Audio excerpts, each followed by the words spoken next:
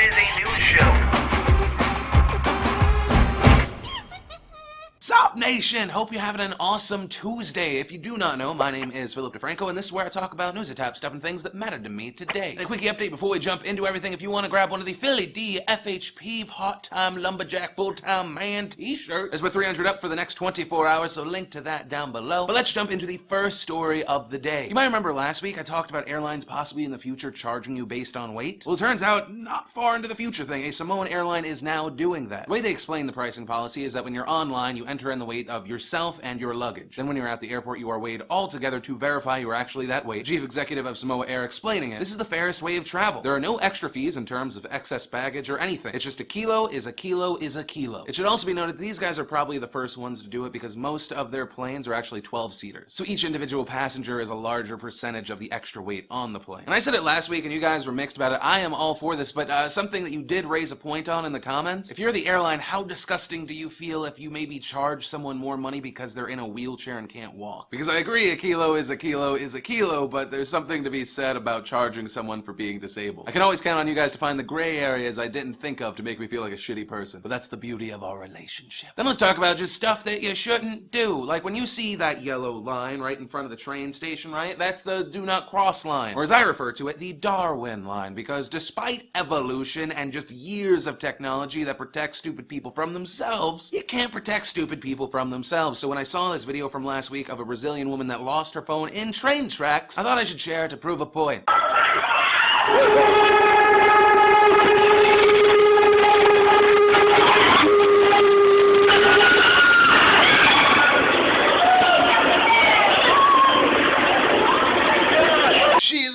The only way that video becomes better is after the video, it's like Samsung Galaxy S4. It's almost worth dying for. But fun fact, no phone is worth dying for. On the other hand, she might not have had Apple Care, so you're like, oh, I should probably jump on the train tracks in front of a train to get my phone. You are a split second away from dying over a phone. That's so stupid that I'm not even that pissed at the guy that instead of trying to like help you, was like, I gotta get this on video. I guess the super main point of the story is stupid is stupid is stupid. And then let's talk about Game of Thrones, because there was a lot of TV news about Sunday, you know, Walking Dead just destroyed ratings numbers. Millions upon millions of people watching that. Game of Thrones did rather well, but less than Walking Dead. But Game of Thrones got a crown all its own that it was the most swarmed torrent ever. After the show's premiere, there were 163,088 peers trying to download and see the episode simultaneously. Not total, at the same time. This beat out the previous record holder, season 3 premiere of Heroes, by about 20,000. And as of now, the premiere episode of Game of Thrones has been downloaded over 1 million times. SwordFreak.com then posted a breakdown of where the pirates lived that did download Game of Thrones. A lot of sites taking this and posting the headline, a majority of the pirates were American. But that is just your bias and or search for a good headline show. The United States did definitely have a lead in the percentage, 12.9%, but then you think, oh, well, there's 87.1% that are outside of the United States. Most of those places delay the release of Game of Thrones for at least 2 hours and then far more. And for the most part, I still think it's an availability issue. And seeing these kinds of numbers, you have to wonder, is HBO any closer to possibly offering HBO Go without a cable package? It's disappointing to me because I would love a service for that, but I think the guys over at HBO understand a lot of those people torrenting will also be the same people that buy the Blu-rays when they're released. Then in awesome or terrible news, depending